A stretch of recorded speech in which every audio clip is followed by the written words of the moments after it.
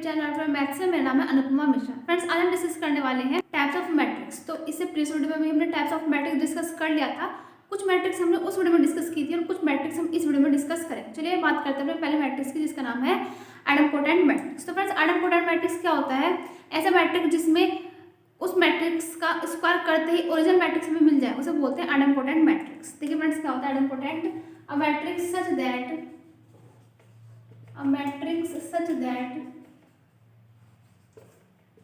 A square is equal to A is called idempotent matrix.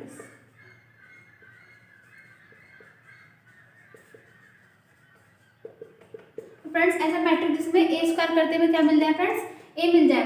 Means जो भाई original matrix है उसका square करने पे हमें ओरिजिनल मैट्रिक्स ही मिल जाए, उसको हम क्या बोलते हैं? आइडेम्पोटेंट मैट्रिक्स बोलते हैं। जैसे फॉर एग्जांपल देखिए, यहाँ पर एक मैं मैट्रिक्स लेके चलती हूँ यहाँ पर। तो फ्रेंड्स हमने एक मैट्रिक्स लेके चले A, तो हमें क्या शो करना है कि A square equal to A। अगर A square equal to A आ गया तो मतलब ये जो मैट्रिक्स है वो कैसे आइडेम्पोटेंट मैट्रिक्स है। तो देखिए फ्रेंड्स, क्या शो करेंगे इसको हम निकालते हैं A square means A into A। Means इसका मतलब क्या हुआ? जो हमारे पास ये है 2 minus 2 minus 4 minus 1 3 4 1 minus 2 minus 3, then इसकी मल्टीप्लाई और 2 तो देखिए फ्रेंड्स, इसकी मल्टीप्लाई देखिए क्या है हमारे पास।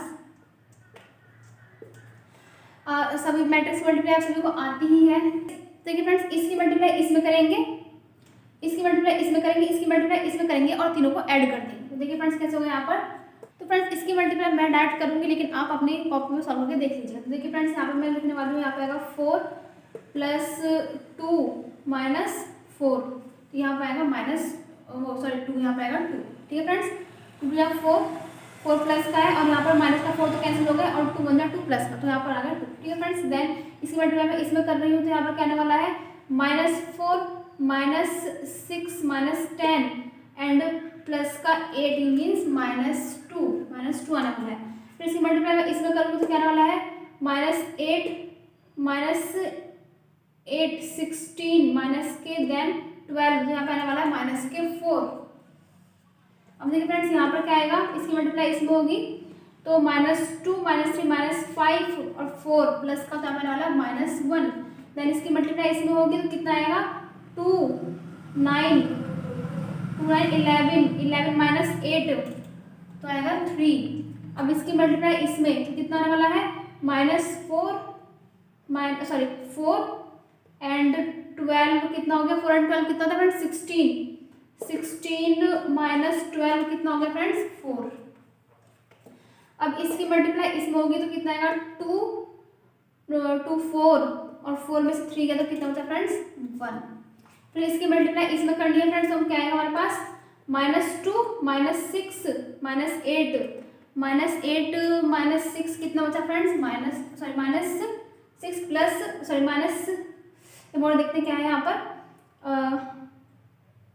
-2 -6 -8 3 2 6 प्लस का, हाँ तो -2। ठीक है, अब इसके मल्टीप्लाई इसमें करेंगे तो क्या मिलेगा फ्रेंड्स हमें यहाँ पर? -4 -8 कितना होगा? -4 -8 कितना होता है फ्रेंड्स? -4 -8 12 माइनस के एंड 3 3 9 प्लस का 9, तो -12 प्लस का 9 मीन्स -3। तो देखिए फ्रेंड्स, क्या ये और ये मैट्रिक्स आपस में इक्वल है? तो हमारे पास ओरिजिनल मैट्रिक्स ये है, तो ये है 2 -1 1 -2 3 -2 -4 4 -3। तो ठीक है फ्रेंड्स, देखा आपने हमारे पास क्या आया? A square equal to A ही आ गई। किसके इक्वल आया? A आया।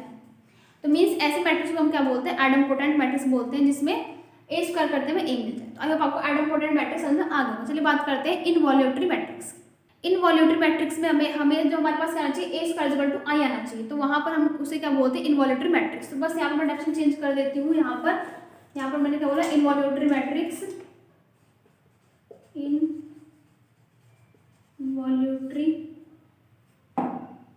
जिसमें a matrix such that A square is equal to I is called involutory matrix, is called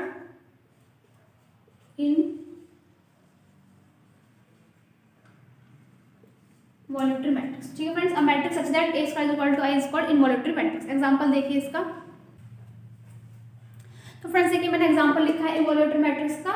तो इनवॉल्यूटरी मैट्रिक्स क्या होता है फ्रेंड्स की a matrix such that A square is equal to I. A square जब I के equal आ जाए, आई means क्या है यहाँ पर, आई मतलब यूनिट मैट्रिक्स, आइडेंटिटी मैट्रिक्स के इक्वल आ जाए अगर ए का स्क्वायर करते तो ऐसे मैट्रिक्स को क्या बोलते हैं, इनवॉल्यूटरी मैट्रिक्स बोलते हैं। देखिए फ्रेंड्स हमें ए मैं यहाँ पर लेके चली हूँ, अब देखिए इसका स्क्वायर करते हमें यूनिट मैट्रिक्स मिल गया। देखिए फ्रेंड्स यहाँ पर ए स्क्वायर मीन्स ए इंटू ए मीन्स,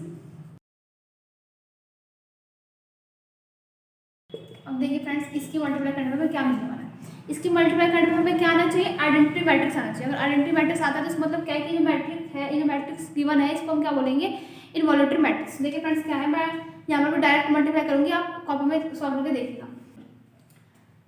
तो 25 24 मीन्स 1। तो अब यहाँ पर क्या आने वाली है, इसकी मल्टीप्लाई इसमें होगी, इसकी मल्टीप्लाई इसमें देखिए करती हूँ 40 और -40 है ना फ्रेंड्स, होगी 0। अब इसकी मल्टीप्लाई इसमें होगी तो 0 0 0, तो यहाँ पर होगा 0। ठीक है फ्रेंड्स, अब देखिए इसकी मल्टीप्लाई इसमें 15 -15 एंड ये तो 0 ही हो गया। देन इसकी मल्टीप्लाई इसमें 24 माइनस के 25 एंड देन इज 0, तो ये तो बना है। फिर इसकी मल्टीप्लाई इसमें तो 0 0 0, तो ये हो गया 0। इसकी मल्टीप्लाई इसमें कितना होगा फ्रेंड्स, माइनस के 5 + 6 -5 + 6 -1 तो 0, कितना है 0। ठीक है फ्रेंड्स, अब इसकी मल्टीप्लाई फिर से इसमें करनी है हमें, तो यहाँ पर कितना आना चाहिए, -8 + 10 -2 या 0। देन इसकी मल्टीप्लाई इसमें तो 0 0 यहाँ पर 1।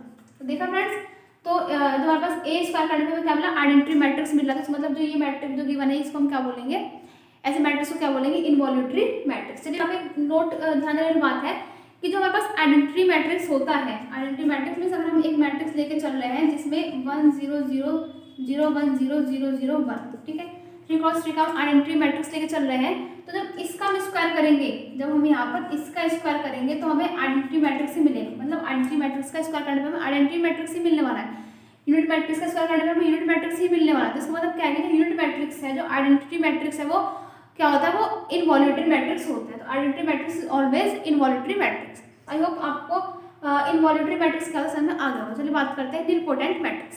फ्रेंड्स चलिए बात करते हैं निलपोटेंट मैट्रिक्स की। तो निलपोटेंट मैट्रिक्स वो होता है जिसमें ए की पावर के करते ही हमारे पास वैल्यू कितनी आ जाए, 0 आ जाए। 0 मीन्स नल मैट्रिक्स, मीन्स एक पावर करने पर हमें नल मैट्रिक्स अगर मिलता है तो ऐसे मैट्रिक्स को हम क्या बोलते हैं, निलपोटेंट मैट्रिक्स बोलते हैं। और के को हम क्या बोलते हैं ऐसी कंडीशन में, इंडेक्स बोलते हैं। फ्रेंड्स के को इंडेक्स कब बोलेंगे, जब हमारे पास जो के वो लीस्ट पॉजिटिव इंटीजर, मतलब लीस्ट पॉजिटिव इंटीजर हो और उस पॉजिटिव इंटीजर पर ए की पावर के करने पर हमें 0 मिले, तब हम के को इंडेक्स बोलेंगे। चलिए फ्रेंड्स डेफिनेशन देखिए इसकी, आपको समझ में आ जाएगा।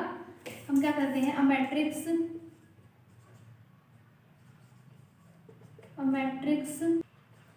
Is said to be nilpotent if a की power k is equal to 0। एक बार k 0 का मतलब क्या है, नल मैट्रिक्स। ठीक है friends, if however k is the least positive integer for which a की power k is equal to 0, then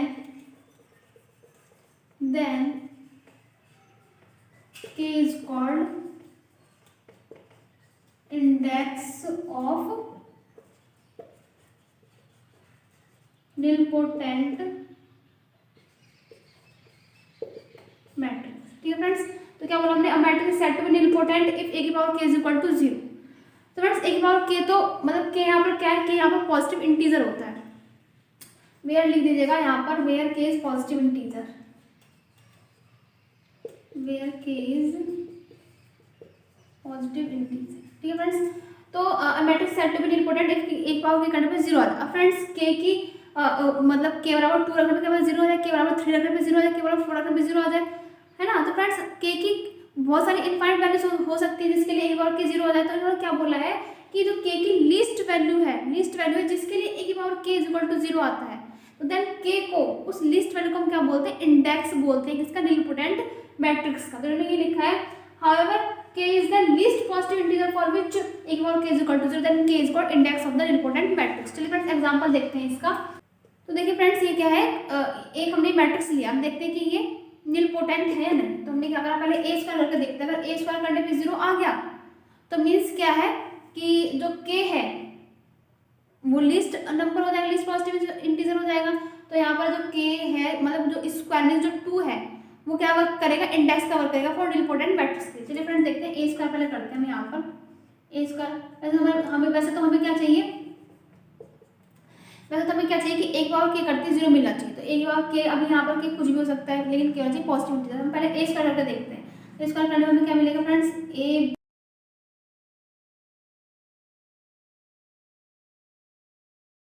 friends इसकी मल्टीप्लाई करते हैं। मल्टीप्लाई करने में क्या मिलेगा हमें यहाँ पर, ए स्क्वायर बी स्क्वायर माइनस ए स्क्वायर बी स्क्वायर मीन्स 0। यहाँ पर क्या मिलेगा फ्रेंड्स हमें, यहाँ पर ए बी क्यूब और यहाँ पर माइनस ए बी क्यूब, तो ये हो जाएगा 0। फ्रेंड्स यहाँ पर हमें क्या मिलने वाला है, ए क्यूब बी माइनस के और यहाँ पर प्लस के ए क्यूब बी मीन्स ये भी 0। यहाँ पर क्या मिलने वाला है, ए स्क्वायर बी स्क्वायर माइनस के और यहाँ पर प्लस ए स्क्वायर बी स्क्वायर 0। तो फ्रेंड्स ये कैसा हो गया हमारे पास, नीलपोटेंट मैट्रिक्स हो गया, क्योंकि a की पावर k मीन्स यहाँ पर 2 करते हैं, हमें क्या मिला, 0 मिला। अब फ्रेंड्स यहाँ पर a की पावर 2 है, जो यहाँ पर 2 है, k की वैल्यू कितनी है, 2 है। तो ये लीस्ट नंबर है हमारे पास, लीस्ट पॉजिटिव इंटीजर है, लीस्ट पॉजिटिव इंटीजर, जिसके लिए हमारे पास जो a की पावर k है उसके लिए वैल्यू 0 आ रही है। तो यहाँ पर जो इंडेक्स है वो क्या है, k is equal to 2, k is equal to क्या है, इंडेक्स। क्योंकि अब हमें क्या पता कि 3 एक बार 3 करने में 0 आ जाए, एक बार 4 करने में 0 आ जाए, ठीक है फ्रेंड्स। तो क्योंकि इनफाइनाइट नंबर ऑफ k के लिए हमारे पास एक बार k करने में 0 आ सकता है। तो लेकिन हमने कहा जो लिस्ट पॉजिटिव इंटीजर उसको हम इंडेक्स बोलेंगे। तो यहाँ पर लिस्ट अगर हमने एक का केवल स्क्वायर करा तभी हमें मिल गया, तो इसका मतलब k बराबर 2 क्या बन गया, वो लिस्ट पॉजिटिव इंटीजर, और वही क्या मिल गया हमें यहाँ पर, इंडेक्स बन गया हमारा नीलपोटेंट मैट्रिक्स का। आई होप आपको नीलपोटेंट मैट्रिक्स समझ में आ गया। चलिए बात करते हैं अब singular and non singular matrix. तो फ्रेंड्स देखिए मैंने क्या लिखा है, singular and non singular matrix. तो सिंगुलर और नॉन सिंगुलर मैट्रिक्स बहुत इंपॉर्टेंट टॉपिक है, क्योंकि जब हम बात करते हैं इन्वर्टिबल मैट्रिक्स की तो उसमें इस टर्म का यूज होता है। चलिए पहले देखते हैं हम कि singular and non singular matrix होते क्या है। तो matrix A is said to be singular if determinant of A is equal to 0।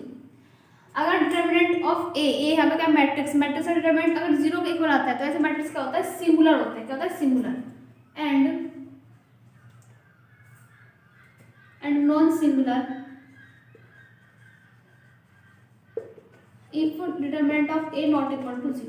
अगर determinant of A not equal to 0 है तो जो हमारे पास मैट्रिक्स है, इस मैट्रिक्स को क्या बोलते हैं, नॉन सिंगुलर बोलते हैं। और फ्रेंड्स हमें जब बात करते हैं इन्वर्टिबल मैट्रिक्स की, तो कैसे मैट्रिक्स इन्वर्टिबल होते हैं, जो नॉन सिंगुलर होते हैं, जिनका डिटरमिनेंट नॉट इक्वल टू 0 आता है, ऐसे मैट्रिक्स क्या होते हैं, हमेशा इन्वर्टिबल होते हैं।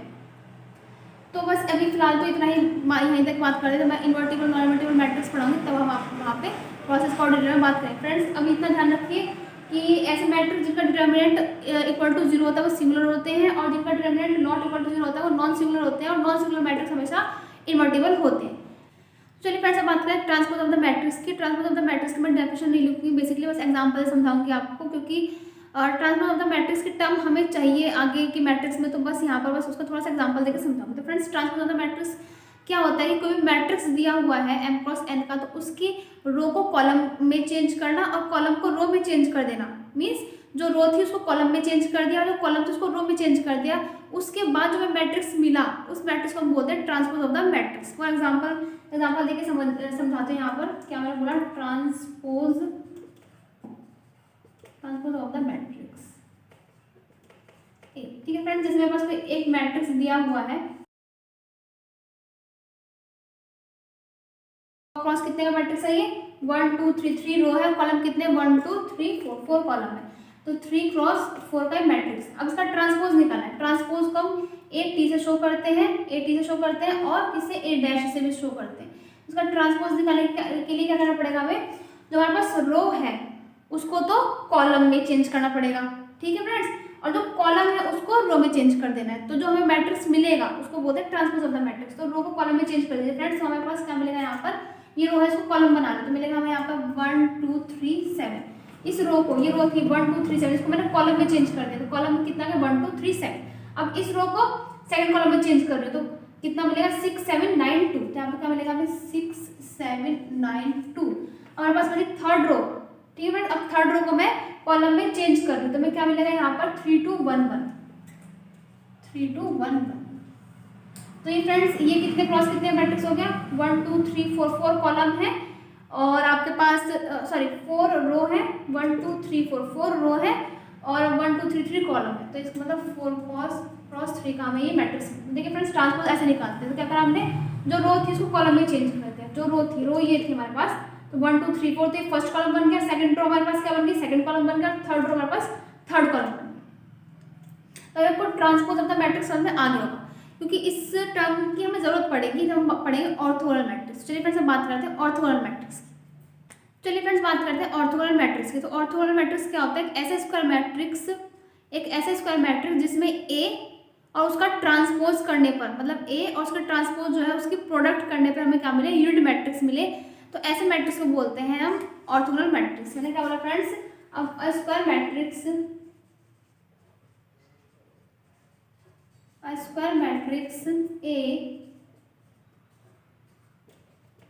A is said to be orthogonal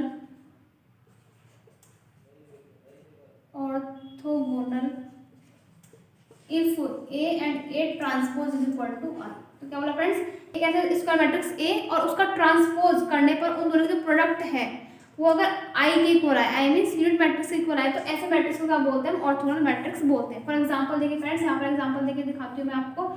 suppose हमारे पास कोई भी मैट्रिक्स है,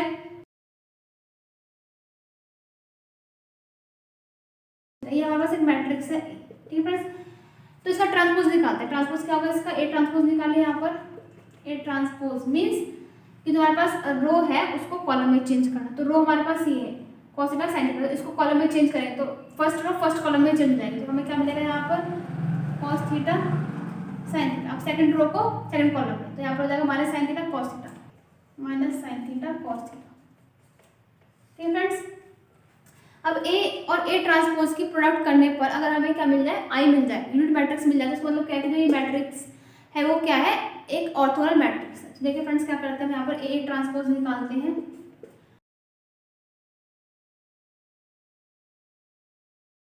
फ्रेंड्स देखिए प्रोडक्ट कितनी आती है हमारे पास, यहाँ पर देखिए, यहाँ पर क्या है cos square theta plus sin square theta कितना आ गया 1। cos square theta plus sin square theta कितना होता है 1। Now cos theta sin theta minus के, sin theta cos theta plus के, तो यहाँ पर कितना आ गया 0। ठीक है friends, sin theta cos theta minus के और यहाँ पर प्लस के sin थीटा cos थीटा, यहाँ पर कितना आ गया 0। sin स्क्वायर थीटा प्लस का and plus cos square theta, यहाँ पर कितना आ गया 1। कितना आ गया फ्रेंड्स 1। कितना आ गया फ्रेंड्स 1।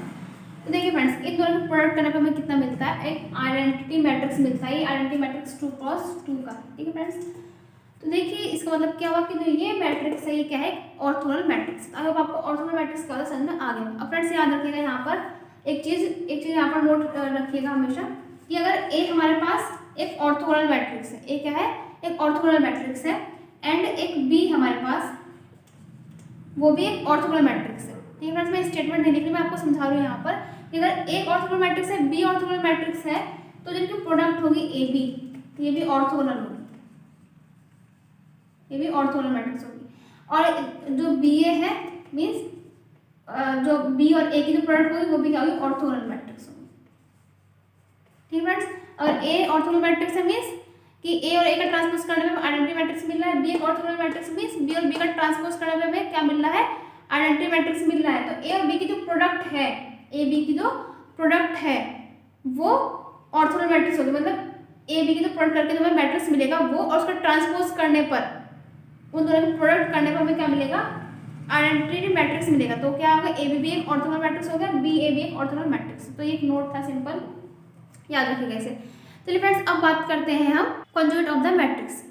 फ्रेंड्स चलिए बात करते हैं कॉन्जुगेट ऑफ द मैट्रिक्स की। तो कॉन्जुगेट ऑफ द मैट्रिक्स की भी डेफिनेशन मैं नहीं लिखूंगी, बस थोड़ा सा समझाऊंगी आपको, क्योंकि जो कॉन्जुगेट ऑफ द मैट्रिक्स है और जो उसका ट्रांसपोज है, transpose of the conjugate of the matrix, ये टर्म भी यूज होगी हमारी हर्मिटियन स्क्यू हर्मिटियन मैट्रिक्स। तो चलिए थोड़ा सा मैं इसको समझा देती हूँ और फिर हम बात करते हैं Hermitian skew Hermitian symmetric skew symmetric matrix. तो चलिए फ्रेंड्स बात करते हैं कॉन्जुगेट ऑफ द मैट्रिक्स की। तो मैंने यहाँ पर डेफिनेशन लिखी हुई, बेसिकली मैं सिंपल एग्जांपल समझाऊंगी आपको। तो कॉन्जुगेट ऑफ द मैट्रिक्स क्या होता है कि हमारे पास कोई मैट्रिक्स गिवन है तो इसके एलिमेंट को इसके कॉम्प्लेक्स कॉन्जुगेट से रिप्लेस करना। ठीक है फ्रेंड्स, जो इसका कॉम्प्लेक्स कॉन्जुगेट है उससे हम इसका मतलब कि जो भी इस मैट्रिक्स के जो एलिमेंट्स हैं उनको उसके कॉम्प्लेक्स कॉन्जुगेट से रिप्लेस करने को हम क्या बोलते हैं, रिप्लेस करने पर जो हमें मैट्रिक्स मिलेगा उस मैट्रिक्स को क्या बोलते हैं हम, कॉन्जुगेट ऑफ द मैट्रिक्स। कैसे शो करते हैं हम कॉन्जुगेट ऑफ द मैट्रिक्स को? शो करते हैं ए बार से। फ्रेंड्स किसे शो करते हैं? ए बार से। तो A bar means conjugate of the matrix. चलिए friends conjugate of the matrix निकालते हैं इसका। तो कॉन्जुगेट ऑफ द मैट्रिक्स को मैंने क्या बोला कि जो भी हमारे पास एलिमेंट है उसके एलिमेंट को उसी के कॉम्प्लेक्स कॉन्जुगेट से रिप्लेस करना। फ्रेंड्स जैसे यहाँ पर 2 + 3i है तो इसका कॉम्प्लेक्स कॉन्जुगेट क्या होता है? 2 - 3i। तो यहाँ पर हम 2 + 3i की जगह लिख देंगे 2 - 3i। और यहाँ पे क्या है 3 रियल होता है और रियल का कॉम्प्लेक्स कॉन्जुगेट क्या होता है? खुद ही वही होता है। तो 3 का कॉम्प्लेक्स कॉन्जुगेट कितना होगा? 3 ही होगा। -2 भी क्या है? रियल नंबर है तो -2 का कॉम्प्लेक्स कॉन्जुगेट कितना होगा? -2 ही होगा। ठीक है फ्रेंड्स, अब बात करते हैं इसकी -i। तो -i कॉम्प्लेक्स नंबर है तो इसका कॉम्प्लेक्स कॉन्जुगेट कितना होगा फ्रेंड्स? +i। तो यहाँ पर +i हो जाएगा। ठीक है फ्रेंड्स, 4 + 5i। 4 + 5i का कॉम्प्लेक्स कॉन्जुगेट कितना होगा? 4 - 5i। तो यहाँ पर आ जाएगा 4 - 5i। सिमिलरली यहाँ पर -3 + 4i का कॉम्प्लेक्स कॉन्जुगेट कितना होगा फ्रेंड्स? वही -3। तो यहाँ पर रियल है तो यहाँ पर केवल जो -4i है उसका कॉम्प्लेक्स कॉन्जुगेट लिखेंगे। तो यहाँ पर कितना आएगा? -3 + 4i। कितना आ जाएगा फ्रेंड्स? -3 + 4i। अब आपको जो कॉन्जुगेट ऑफ द मैट्रिक्स को समझ में आ गया। तो friends conjugate of the matrix में कुछ नहीं करना है, सिंपल जो भी हमें मैट्रिक्स दिया हुआ है उसी मैट्रिक्स के जो एलिमेंट है उनके एलिमेंट्स को उसके कॉम्प्लेक्स कॉन्जुगेट से रिप्लेस करना है, जैसे कि हमने इस मैट्रिक्स में किया। अब फ्रेंड्स यहाँ पे एक टर्म और आती है ट्रांसपोज कॉन्जुगेट ऑफ मैट्रिक्स, उसको भी समझ लीजिए यहीं पर ही। यहाँ पर वही एग्जांपल समझाऊंगी। ट्रांसपोज कॉन्जुगेट ऑफ मैट्रिक्स देखिए क्या होता है, क्या बोला मैंने यहाँ पर, ट्रांसपोज कॉन्जुगेट ऑफ मैट्रिक्स। तो ट्रांसपोज कॉन्जुगेट ऑफ मैट्रिक्स क्या होता है? कोई भी हमें मैट्रिक्स गिवन है तो उस मैट्रिक्स का पहले क्या निकालना है? कॉन्जुगेट निकालना है और फिर उसका क्या निकालना है? ट्रांसपोज निकालना है। जैसे कि फ्रेंड्स मेरे पास ये एग्जांपल लिया मैंने, ए मेरे पास कोई मैट्रिक्स था तो इसका हमने क्या निकाला? कॉन्जुगेट निकाला। ठीक है फ्रेंड्स, कॉन्जुगेट निकाल लिया हमने। अब कॉन्जुगेट से हमें क्या निकालना है? इसका ट्रांसपोज निकालना है। तो उसको हम क्या बोलेंगे? Transpose conjugate of matrix.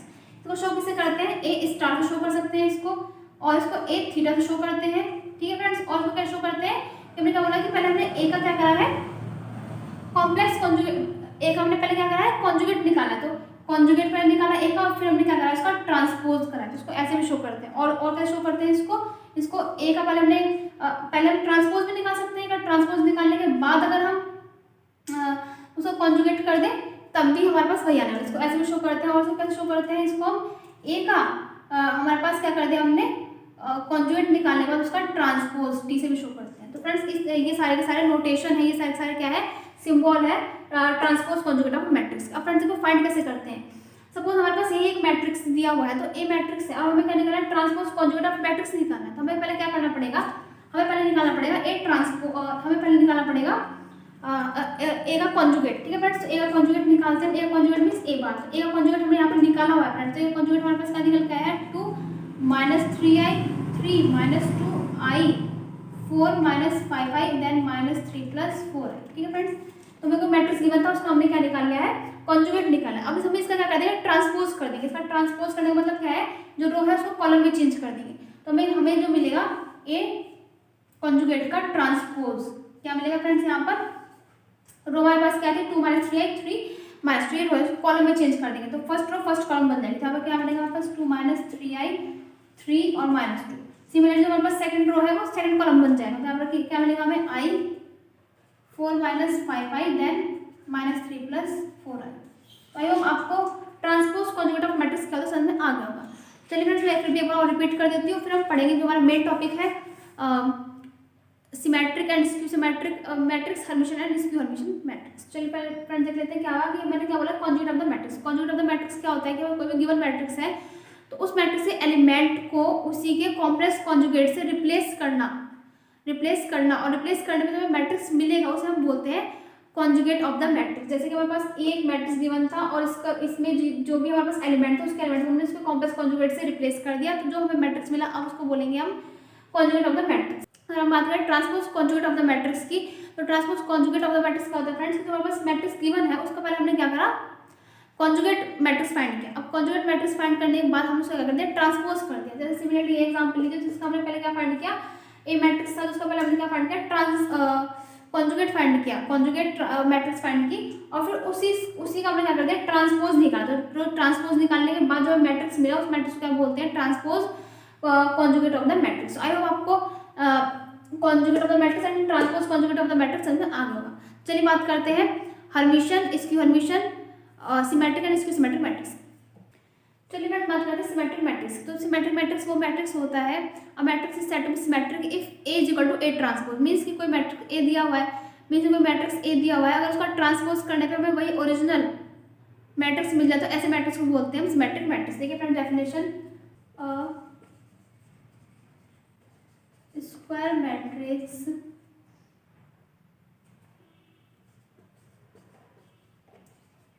is said to be symmetric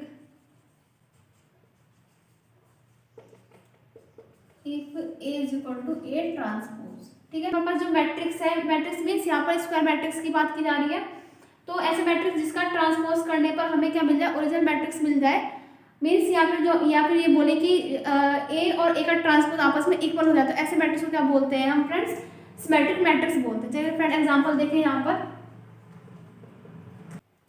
तो फ्रेंड्स देखिए मैंने दो एग्जांपल लिए हुए यहाँ पर, पहला मैट्रिक्स मैंने लिया हुआ है जिसमें इस तरह का एलिमेंट है, और दूसरा मैट्रिक्स मैंने ये लिया हुआ है। देखिए फ्रेंड्स इसका ट्रांसपोज निकालते हैं, अगर इसका ट्रांसपोज निकालने पर हमें अगर यही मैट्रिक्स मिल जाता है तो इसका मतलब क्या है कि ए ट्रांसपोज ए के इक्वल हो जाएगा, और इसका मतलब क्या होगा कि ये मैट्रिक्स क्या मिल जाएगा, हमारे पास सिमेट्रिक मैट्रिक्स मिल जाएगा हमें। फ्रेंड्स चलिए निकालते हैं यहाँ पर ए ट्रांसपोज। तो ए ट्रांसपोज हमें क्या मिलने वाला है, क्या करेंगे कि रो कॉलम में चेंज कर दें। तो फर्स्ट रो से हम फर्स्ट कॉलम बनाएंगे, सेकंड रो से हम सेकंड कॉलम बनाएंगे, और थर्ड रो से हम थर्ड कॉलम बनाएंगे। चलिए फ्रेंड्स देखते हैं, फर्स्ट रो हमारे पास 2 4 3 है तो इसे फर्स्ट कॉलम बनेगी 2 4 3। ठीक है फ्रेंड्स, सेकंड रो हमारे पास 4 6 7 तो सेकंड कॉलम बनेगी 4 6 7। थर्ड रो हमारे पास क्या है 3 7 5 से थर्ड कॉलम क्या बनेगी 3 5 7। तो क्या बनेगा हमें यहाँ पर 3 5 7 3 7 5। तो यहाँ पर मिलेगा 3 7 5। देखिए फ्रेंड्स ए और ए का ट्रांसपोज आपस में इक्वल आ गया, 2 4 3 2 4 3 4 6 7 4 6 7 3 7 5 3 7 5। तो फ्रेंड्स ये जो मैट्रिक्स है कैसा मैट्रिक्स है, सिमेट्रिक मैट्रिक्स। देखिए फ्रेंड्स इसी तरह इसमें देखिए हम यहाँ पर निकालते हैं ए ट्रांसपोज। क्या मिलेगा हमें यहाँ पर फर्स्ट रो को फर्स्ट कॉलम में चेंज किया तो हमें क्या मिलेगा 1i माइनस 2i। ठीक है फ्रेंड्स, सेकंड रो को सेकंड कॉलम में चेंज करना है तो क्या मिलेगा हमें यहाँ पर i माइनस 2 4। थर्ड रो को थर्ड कॉलम में चेंज करना है तो यहाँ पर क्या मिलेगा माइनस 2i 4 3 माइनस 2i 4 3। देखिए फ्रेंड्स सेम है क्या, सेम है। तो इसका मतलब क्या हुआ कि जो ये मैट्रिक्स है ए, ये कैसा है मैट्रिक्स है, सिमेट्रिक मैट्रिक्स। चलिए फ्रेंड्स बात करते हैं skew symmetric matrix. Friends skew symmetric matrix में ज़्यादा कुछ चेंज नहीं करना होता, मैं यहीं पर लिख देती हूँ, बस यहाँ पर थोड़ा सा चेंज कर देती हूँ डेफिनेशन में। देखिए फ्रेंड्स मैंने यहाँ पे स्क्यू सिमेट्रिक मैट्रिक्स डेफिनेशन में थोड़ा सा चेंज कर दिया है। A square matrix is said to be skew symmetric,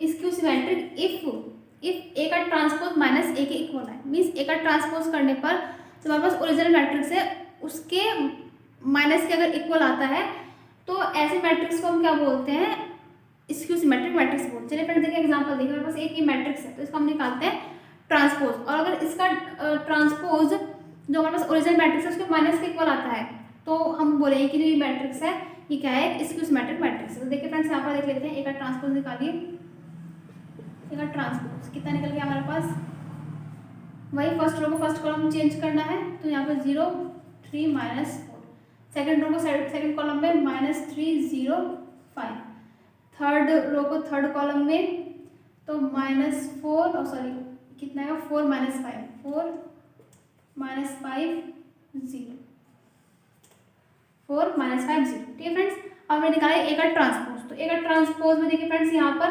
minus नहीं है और यहाँ पर माइनस है, यहाँ पर माइनस है, यहाँ पर प्लस है, यहाँ पर माइनस है तो यहाँ पर प्लस है, यहाँ पर माइनस है यहाँ पर प्लस है तो यहाँ पर माइनस है। मीन्स जो हमारे पास ए का ट्रांसपोज है यहाँ पर देखिए फ्रेंड्स, मैं यहाँ पर कर रही हूँ, इसका मतलब क्या है कि अगर ए का ट्रांसपोज है उसको मैं क्या लिख सकती हूँ, अगर माइनस कॉमन ले लूँ तो हमें क्या मिलेगा यहाँ पर। देखिए फ्रेंड्स अब ये वैल्यू किसकी है, ये वैल्यू तो बिल्कुल एज इट इज जैसे ए की है, तो यहाँ पर ए ट्रांसपोज किसके इक्वल आ गया, ए ट्रांसपोज इक्वल आ गया माइनस के ए के। इसका मतलब ये मैट्रिक्स है, ये कैसी मैट्रिक्स है, स्क्यू सिमेट्रिक मैट्रिक्स। अब फ्रेंड्स देखिए इसमें क्या लिखा हुआ है, the diagonal element of such matrix must be zero. जो स्क्यू सिमेट्रिक मैट्रिक्स होता है, ऐसे मैट्रिक्स के लिए जो डायगोनल एलिमेंट होते हैं वो हमेशा ही जीरो होते हैं, मस्ट बी जीरो होने ही चाहिए। कैसे मैट्रिक्स के लिए? स्क्यू सिमेट्रिक मैट्रिक्स के लिए। तो अब आपको स्क्यू सिमेट्रिक मैट्रिक्स समझ में आ गया। चलिए बात करते हैं अब Hermitian and skew Hermitian matrix. तो फ्रेंड्स चलिए बात करते हैं हर्मिटियन मैट्रिक्स की। तो हर्मिटियन मैट्रिक्स क्या होता है? A square matrix is said to be Hermitian if A is equal to A star. A star friends मैंने अभी आपको बताया था क्या होता है A star, transpose conjugate of the matrix. तो और हम क्या बोल सकते हैं कि A is equal to A bar का T। A बार मतलब फ्रेंड्स क्या है यहाँ पर? Complex conjugate. मीन्स कि कोई भी मैट्रिक्स है, पहले हमें उसका क्या फाइंड करना पड़ेगा? कॉम्प्लेक्स कॉन्जुगेट फाइंड करना पड़ेगा, फिर उसका ट्रांसपोज निकालेंगे।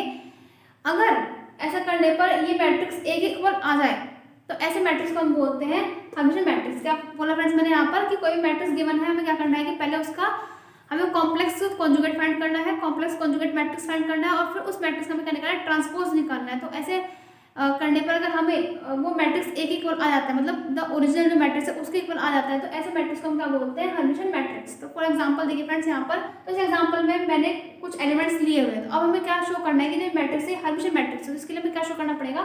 सबसे पहले हमें निकालना पड़ेगा इसका कॉम्प्लेक्स कॉन्जुगेट मैट्रिक्स। तो कॉम्प्लेक्स कॉन्जुगेट मैट्रिक्स में क्या करना पड़ता है फ्रेंड्स कि जो भी हमारे पास एलिमेंट है उसे कॉम्प्लेक्स कॉन्जुगेट लिखते हैं। तो 1 का कॉम्प्लेक्स कॉन्जुगेट क्या है फ्रेंड्स? 1 ही है, क्योंकि 1 क्या है? एक रियल नंबर है। 2 - 3i का कॉम्प्लेक्स कॉन्जुगेट कितना होगा? 2 + 3i।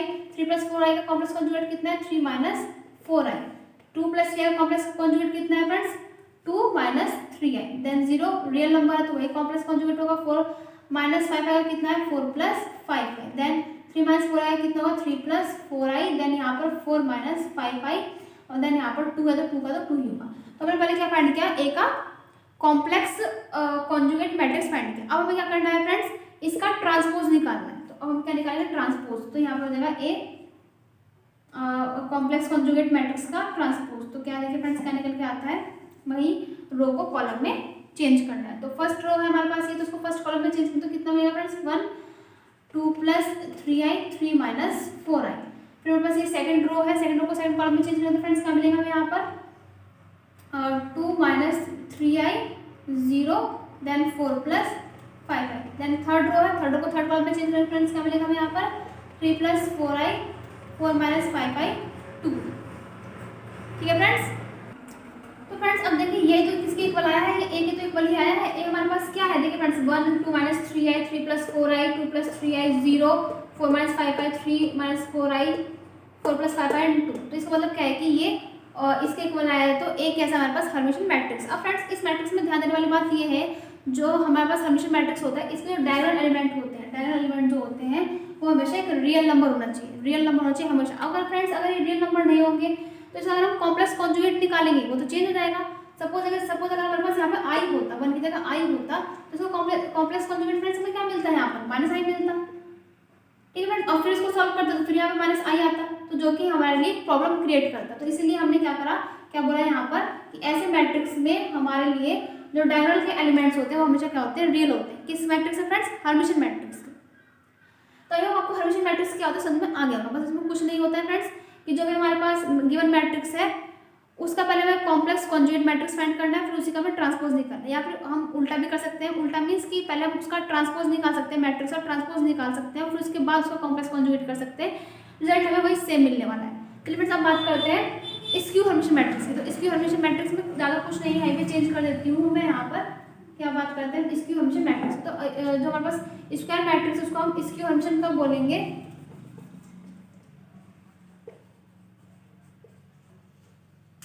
इफ जो हमारे पास A है वो किसके इक्वल हो, या फिर हम लोग बोल सकते हैं कि जो हमारे पास A का स्टार है का ट्रांसपोज हो -a के इक्वल। ठीक है फ्रेंड्स, मीन्स जो ये आए वो -a के इक्वल आए कि A का जो कॉम्प्लेक्स कॉन्जुगेट है इसका ट्रांसपोज करने में क्या मिलना चाहिए? क्या मिलना चाहिए? -a मिलना चाहिए। तो ऐसे मैट्रिक्स को हम क्या बोलते हैं?